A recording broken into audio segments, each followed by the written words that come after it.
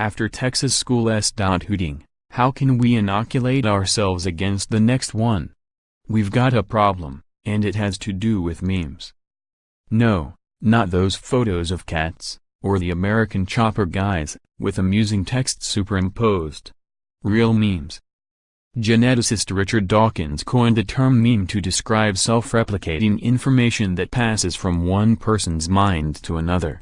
Genes are self-replicating information. A human is your DNA's way of making more DNA, and so are memes.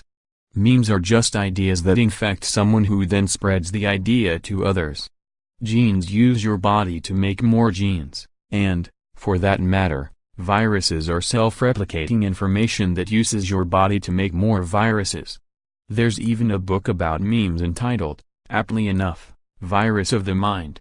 Memes can be about anything, from popular jokes all the way up to big complexes of self-replicating ideas, like Nazism, communism and most religions. People believe them, and spread them, and become increasingly resistant to entertaining critical thoughts about them. Some are benign and even beneficial, like many of the germs that live in our body. They may even help protect against more dangerous memes. Others are dangerous, and can ruin or even end the lives of those infected by them, or the victims of those who are infected.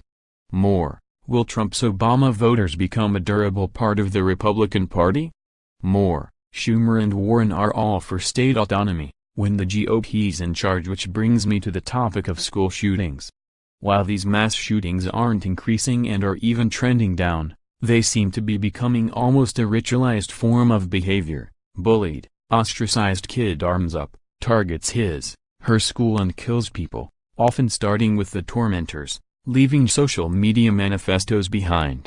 Since the shooting in Columbine, Colorado, in 1999, this particular form of ritualized violence has taken on an almost standardized form. When we talk about school shootings, this is what we mean. Some advocacy groups add in things like drug deals gone bad at a school playground at night, or a resource officer's accidental weapon discharge on school grounds, but that's not what anyone actually means when they talk about school shootings. We had plenty of kids with guns 50+ years ago, but none of them shot up a school in this fashion. What changed? For one thing, they probably didn't think about it. Now, everyone has. Shooting up schools has become an idea spread far and wide by saturation news coverage, and more recently by social media as well. Now no kid has to think of shooting up a school on his or her own, because the idea is inescapable.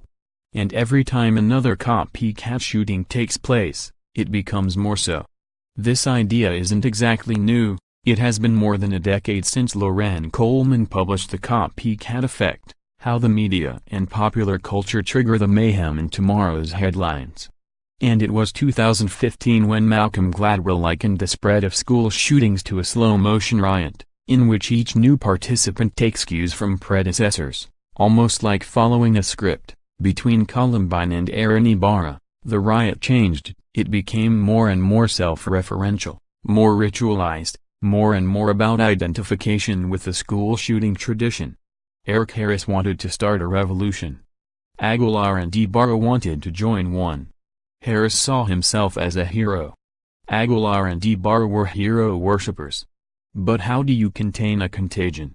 Well, you try to protect people from infection, and you try to quarantine the infectious, and vaccinate the unexposed to increase their resistance. More, Kanye West's Politics 101, okay to support Trump, even if you're black or famous. Policing the USA, a look at race, justice, media or their media analogs to the infectious disease approach. I think so. First, as Coleman notes in The Copycat Effect, news media don't just cover these shootings, they saturation cover them and traditionally make a really big deal about the shooter. In the old days, unhappy students just killed themselves. In today's media environment, the lesson many troubled folks take is that if they kill some people, they can be a star. And they're not wrong. So one thing the press can do is to stop turning these killers into stars. You can't get the idea of shooting out of people's heads, but you can stop hammering it into them, and stop making it look like a positive. Among other things, that means not valorizing the shooters, and resisting the temptation to go full saturation coverage in search of ratings and clicks.